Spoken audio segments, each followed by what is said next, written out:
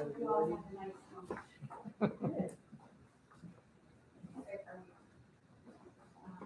Well, thank you for allowing us the time. I think it's really advantageous that we are here during the day when everybody that we need to meet with is here. And we do have some things to share with you. I wanted to take a minute to give my remarks about starting marketing. And, you know, I agree with you, we've had some really tough years. But I want you to know that if you don't feel it, the most supportive people for our teachers are our board of school trustees, our superintendent, our principals, our leadership team. We know the challenges that are out there. We are in and amongst the teachers every single day, and no one wants to work for our teachers than our board and our superintendent does. And so we work diligently, and I think, you know, those of us that meet together on a recurring basis know that there's a lot of work and effort that goes into supporting our employee groups. Because as you said, teachers need you, we need you, kids need you. We can't do what we do for our mission and our vision without you. And so it took us a while. I mean, it's taken us a while to get here. I don't know if being at the table in the spring is a good thing or a bad thing when there's so much up in the air in the state and new legislation and people haven't had time to review and really take heed as to what it means for our district and our current practices, et cetera. But we do appreciate you and share in your challenges. There are challenges each and every day. And so with that, we're ready to respond to some things that you share with us. Well, thank you for those remarks.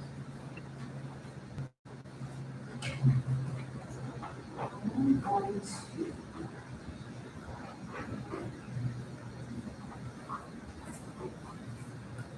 I have three things first to start with. You already have some of these.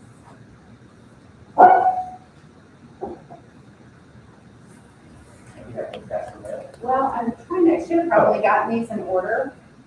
You know, is the way we're going to do them. So I don't know how to do that. If it's a moment.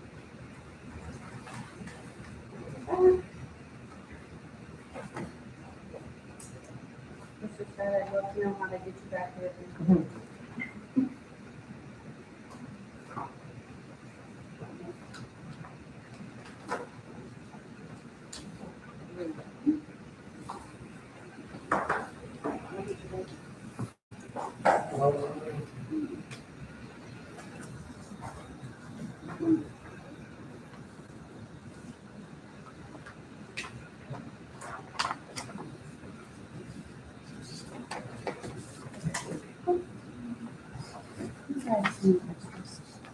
You want to next one?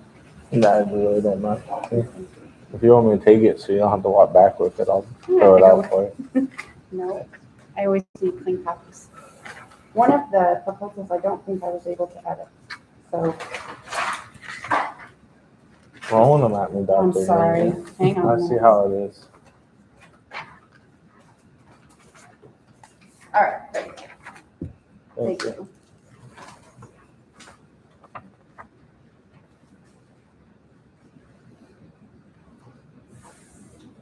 Oh. Oh, sorry. Okay. First off, the proposal that you sent across about COVID leave, we are rejecting that. We did have money that was allocated to the COVID leave.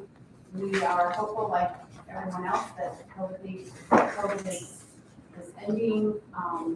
We're no longer considered to be in a pandemic, and so, you know, people do get sick. All of us get sick, but we are rejecting that proposal to continue to offer COVID days, which truly ended December 31st of 2020.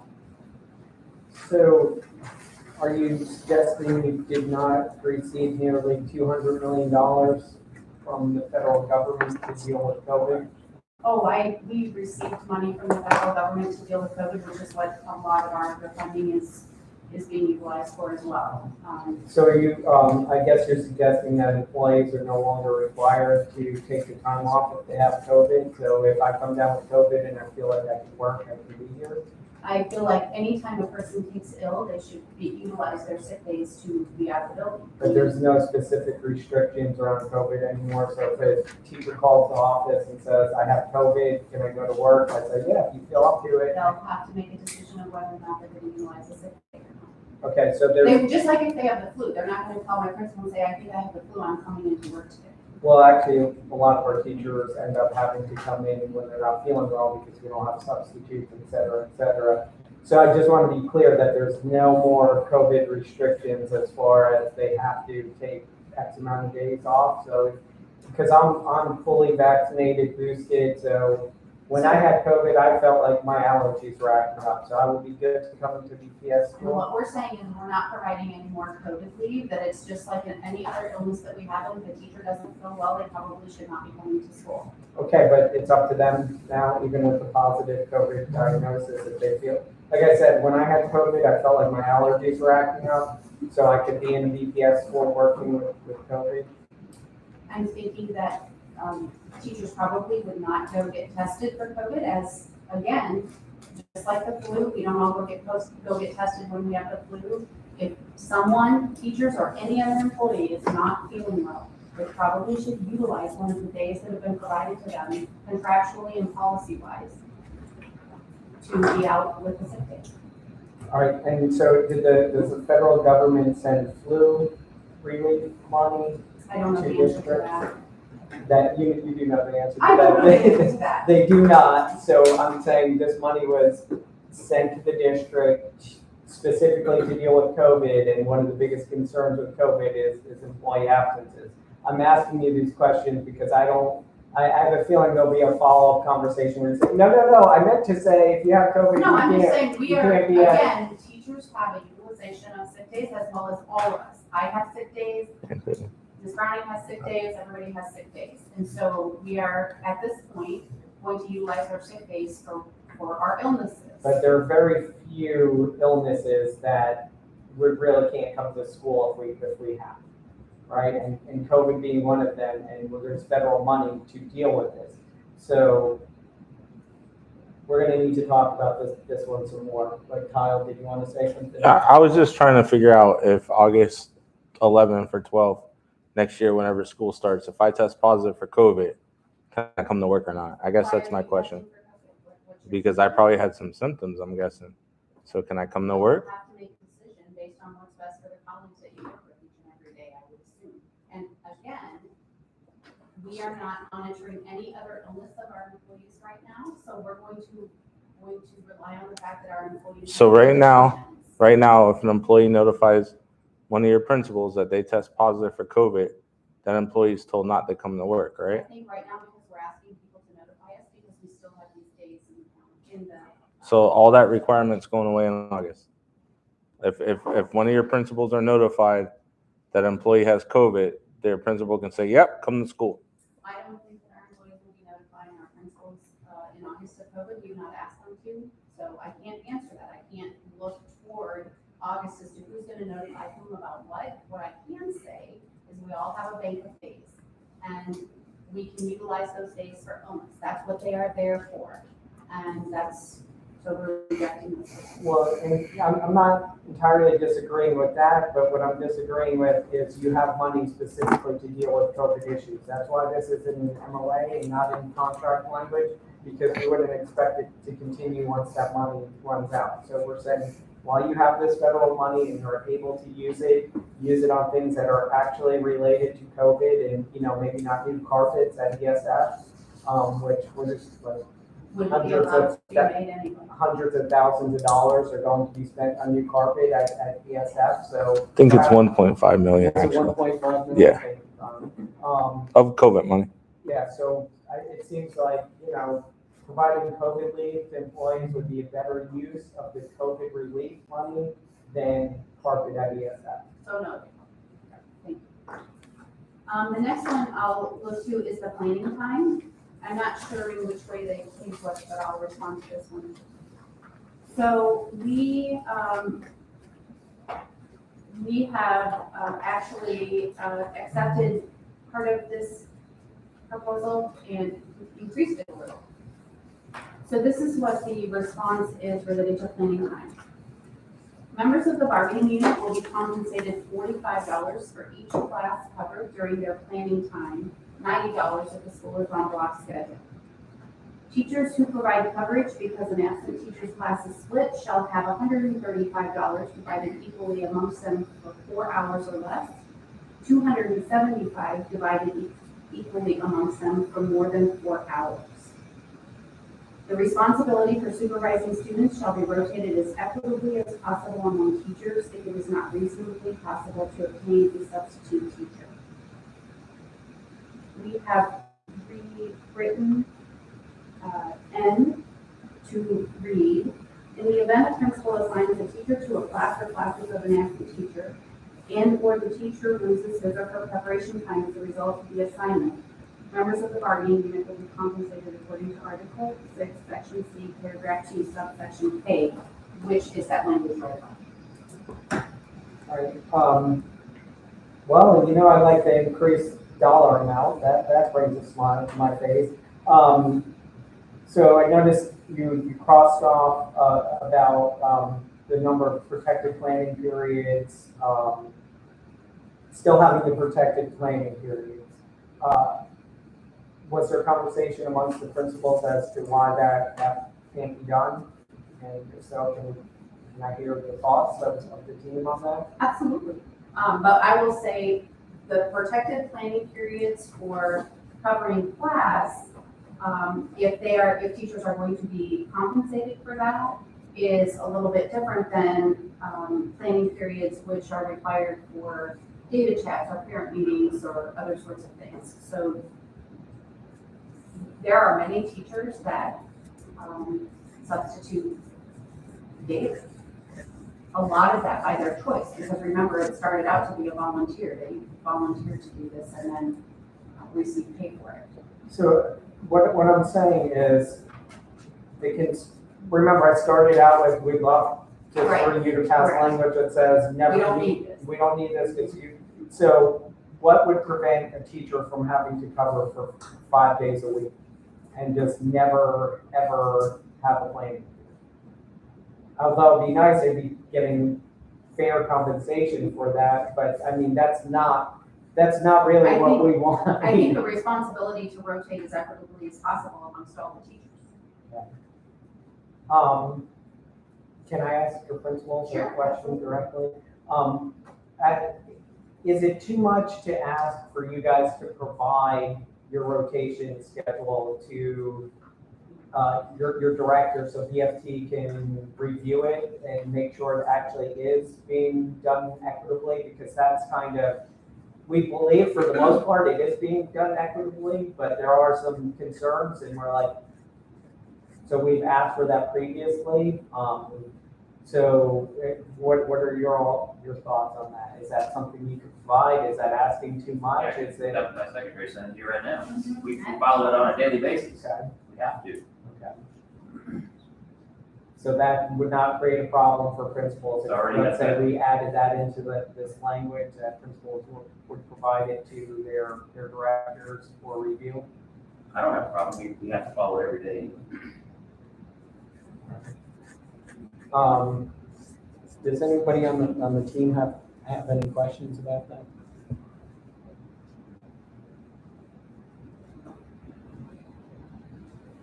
All right. That being said, the next one is about the comp time, and we believe if there's not a significant amount of comp time being approved by teachers related to substituting anymore, the changes will reject. For the next proposal? Yes. Okay, so, I mean, I certainly thought you wouldn't reject having a joint presentation on comp time.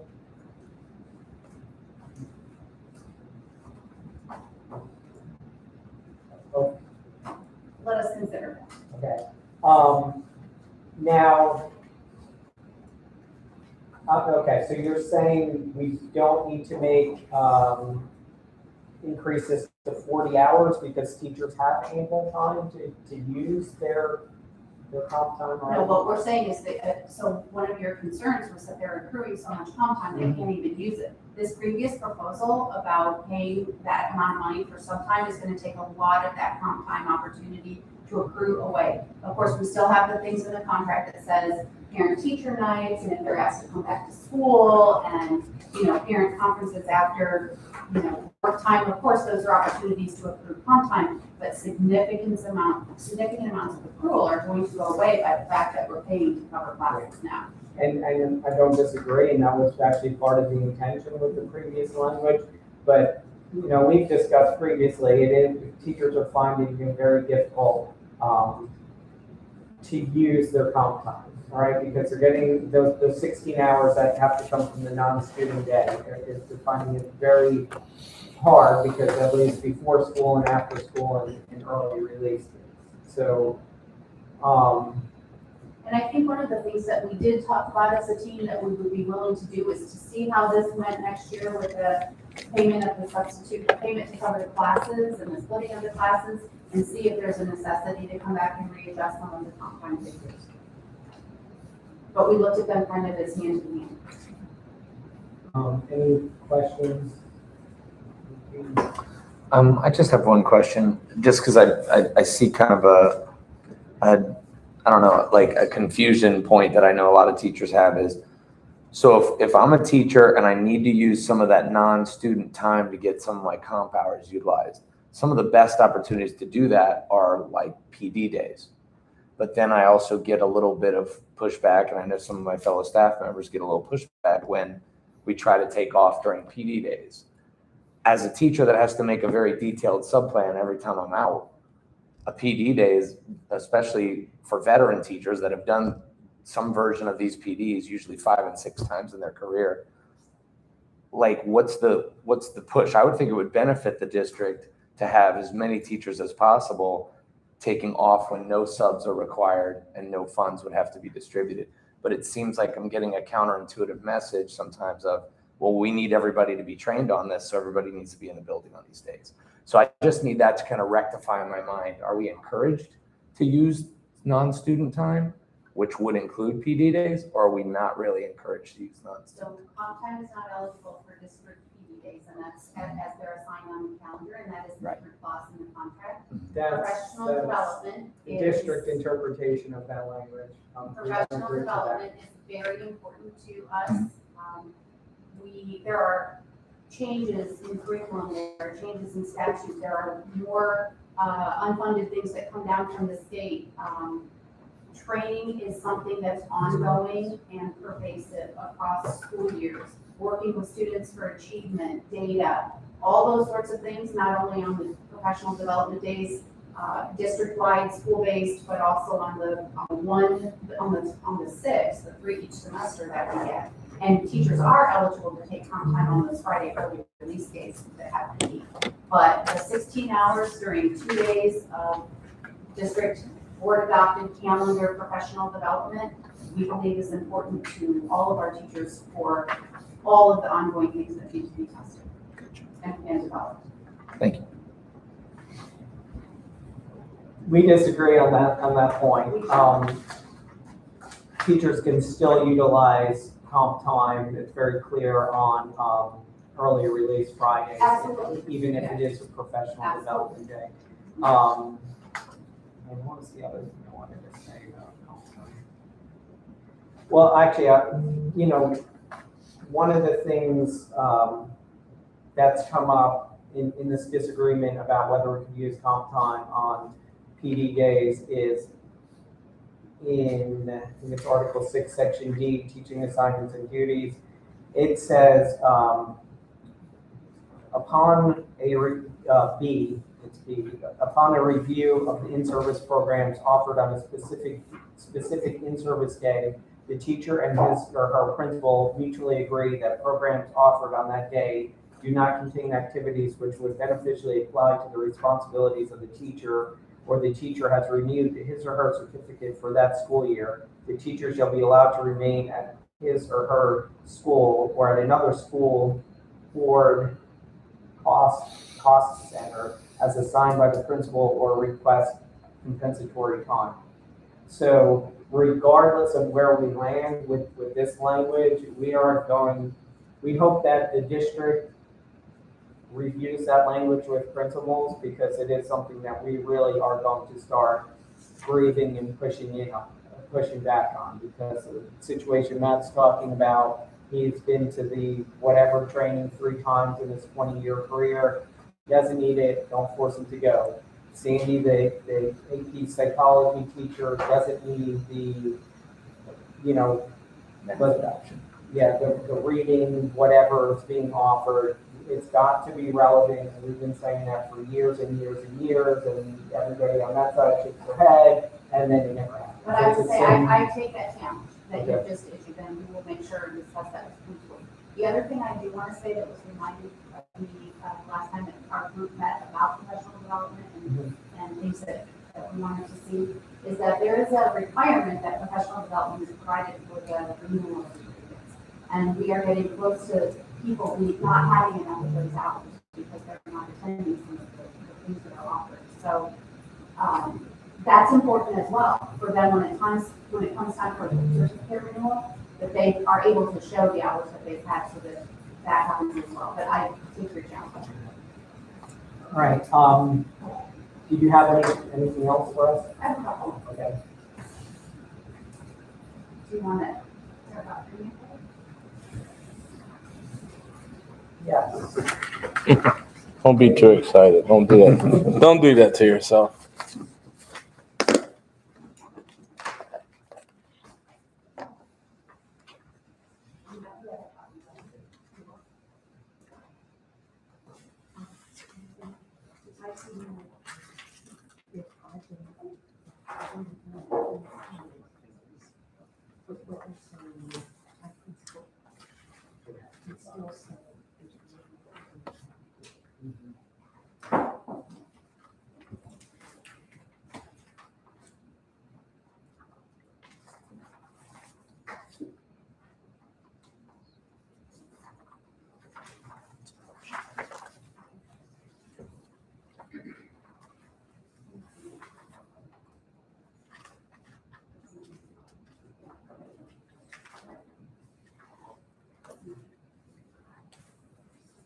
So we, in concept, agree with your premium pay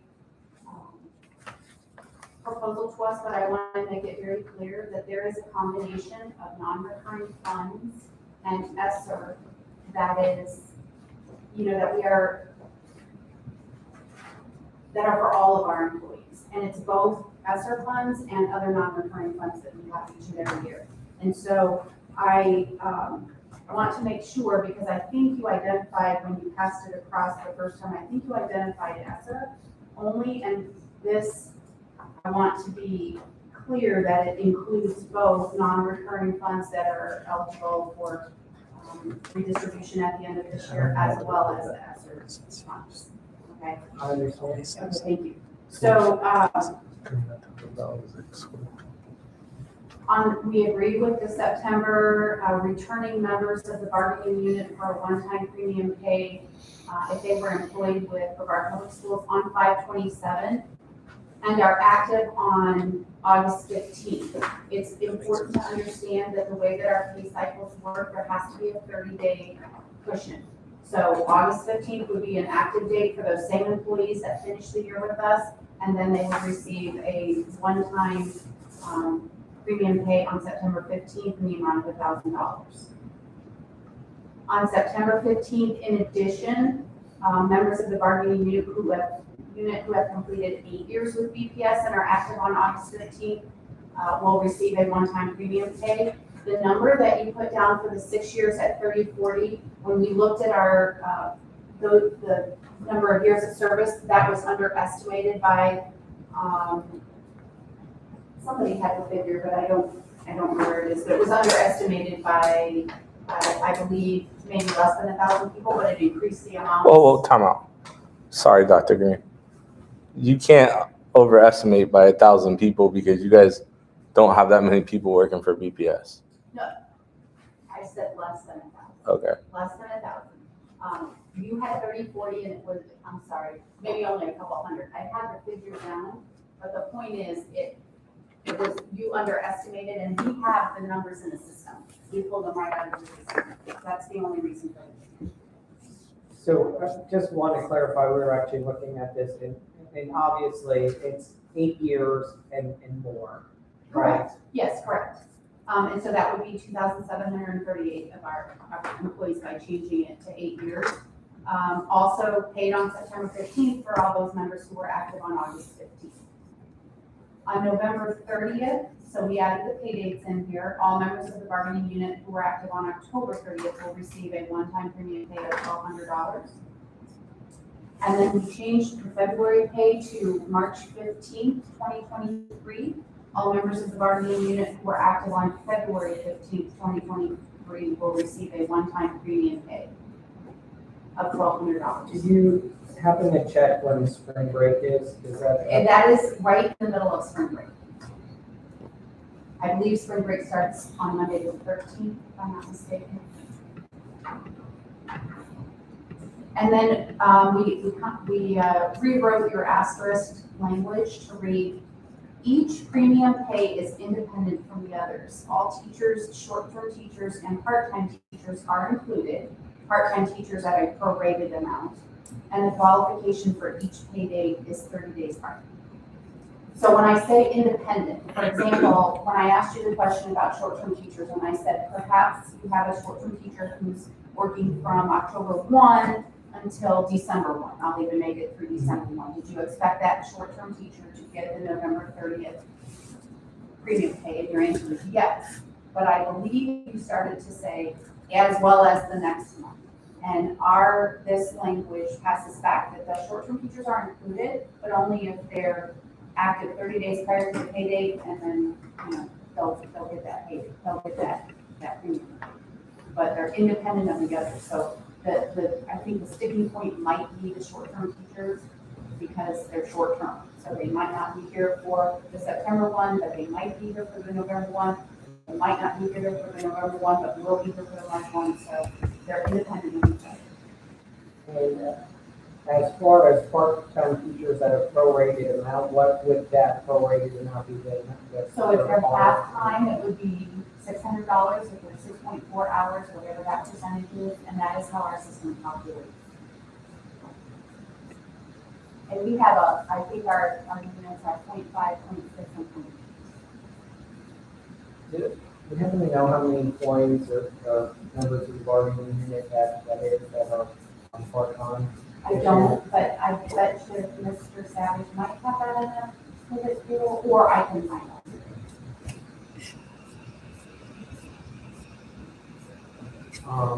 Because I can find out. Any questions from the team? I just had one quick question. Is there a barrier to being able to move that November 30th to a November 15th with the October 15th? I'm thinking of like people that like to take advantage of the shopping, the Black Friday and the Cyber Monday. And then they would get their bonus to actually be able to do that. We did have a conversation about that, but we did have a conversation Okay, about so that. great, buddy. I said, but we said Christmas shopping. And Mira said, but Most people are trying to get ahead of it, yeah. I'm going to say, I don't believe so, but I have to, so we kind of were looking at it here approach as well, and we had kept these pay dates prior to today to be prepared. I will have to go back and check.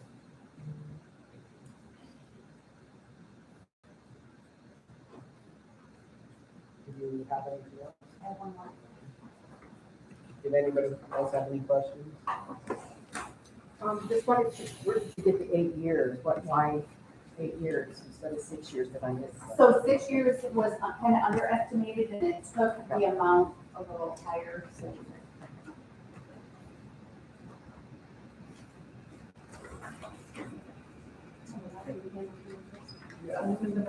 Thank you.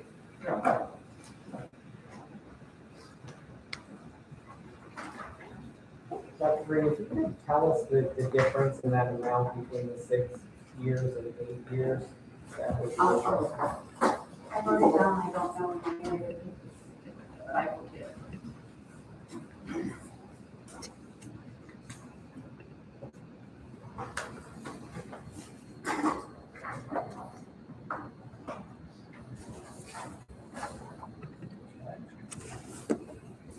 So we currently have in our contract a supplement that's paid beginning at the 12th year of service, and we've had it in there since 2020. Statutory language is changing, and we need to amend the language in the contract. The language that's coming to be in effect July 1 of 2022. So this is our proposal. Starting in school year 2020, teachers beginning their 12th year of service with Brevard Public Schools began receiving a recurring supplement of $1,200. Effective July 1, 2022, teachers at the start of the 11th year as a teacher with Brevard Public Schools will receive this $1,200 recurring supplement that's eligible for Florida retirement system. The supplement will be divided equally amongst the teacher's paycheck. This supplement earned by teachers prior to June 30th, 2022 is included in base pay. As of July 1, 2022, any teacher remaining on the grandfathered salary schedule will not receive this supplement. All right, so we're waiting for the legal opinion on this. So where is it? I don't know, but I'll share that. Because that's not what the new law says. Anthony, can I ask a question? Yes. So, Dr. Green, does this mean, we'll use Anthony as an example, that he currently gets the longevity supplement, right? Yes. Okay, so what changes for Anthony on July 1st? No. Nothing. No. Okay, Continue to get the longevity supplement as he has been receiving. okay. Wait, I'm confused. Well, why does it say So- as of July so- 1st? So I think there's As of July 1st, any newly earned. Yes. Okay, so but what about, we've talked about this. I know you guys have been looking about it. What about the 550 teachers that somehow are still, our annual contract teachers are on the grandfathered scale? So that is a different subject on this, but it's my understanding that is an error and that must be fixed. So it's my understanding that those 500 teachers are going to be placed on the paper performance scale, not to be confused with this. Well, it kind of connects, and you know why I'm asking, because some of those people will be eligible in a year or two based on their years of service. And if they, well, this year, yes. Well, that's why I'm asking, Dr. Green. You're telling me it's not referring to this when it is. So what does that look like for them to be changed? Is that going to punish them anyway, as far as you know? Any person who is receiving a longevity supplement on or before June 30th. Okay. It's in your base pay. It's not changing. If you're getting it, it's before June 30th of 2022, nothing changes. You continue to get it. It's in your base. What about the person next year that's going to be eligible? They're an annual contract teacher, but they're on the grandfather scale. As of July 1, 2022, any teacher remaining on the grandfathered salary schedule will not receive this supplement, meaning that, So is BPS going to shift to 300 people, yes, and it's not going to hurt them at all? correct. Okay. When it's part of base pay, as you mentioned, that means it's FRS eligible, correct? That is one of the requirements, but this will continue to be FRS eligible because it will meet the requirements that is laid out there for compensation. So there are a couple of other things that we have to do. One of the things that we have to do is make it eligible in year 11 and not year 12. So we're moving a group ahead a year in advance. So that's one of the things that has to happen. Another thing that has to happen is there has to be a written policy. So on or before July 1 of 2022, we're going to develop a policy so that it meets that particular statute. The third thing that has to happen is it has to be received at least annually. And it has to go for the remainder of a person's work employment period with BPS, which it fits those already. So I just gotta say, that's not how I was reading that last sentence that says as of July 1st, any teacher remaining on the grandfathered schedule will not receive this supplement. Are you saying because it won't be a supplement anymore, it will be part of base pay? Yes. Okay. Can you clean that though? What? Can we clean that up? Well, we can counter, Yes. Okay. okay. I understand. Any other questions on that? So, I wanted to talk a little bit about this. Is this in language somewhere? Those are the premium, no, I'm sorry, that's the wrong thing I held up. I was trying to hold up your list with the, murals and all that. No, Because, I mean, we have some minor concerns about these. well, is it in, okay, so now I understand that. It's in the ESSER grant, in the IDEA grant, yes, outlined, money's attached. to Well, it. and I mean, just to be clear, that grant can be amended, and we know it can be amended. But, one thing, talking to some of the team, we're talking about like adding the ESE certification and adding the autism endorsement, and then having to permanently keep those on their certifications was maybe something that we wanted to talk a little bit more about. But I mean, I know I saw the letter, but you have something else in writing where we could pass a counter. And then also, we're a little unclear about the supplements to athletics. Was that all the athletic positions in the schedule? And It was.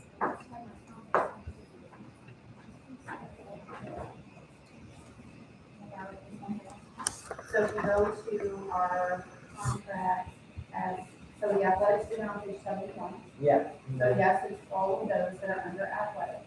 It is also all of those that are under on page 68, co-curricular and extracurricular. so we're talking band and. Yes, So hold on, let me note that. So co-curricular and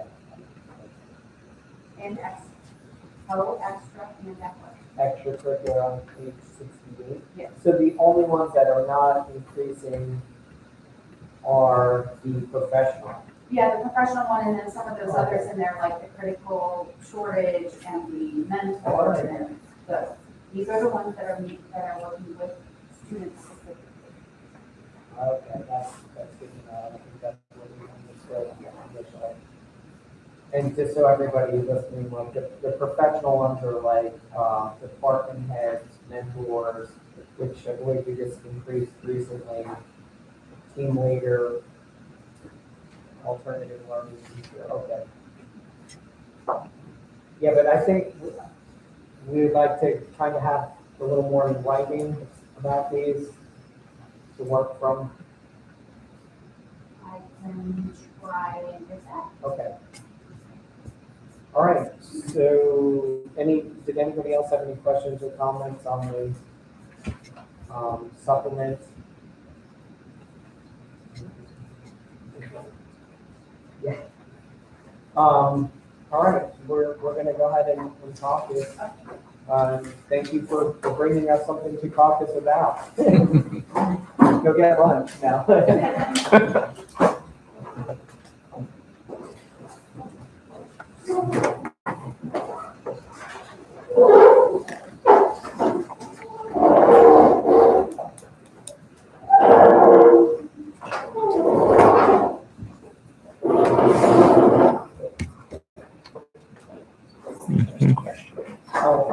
Dr. Green, the one thing I'd really like to know is the difference between the 6 and 8 year. Yes,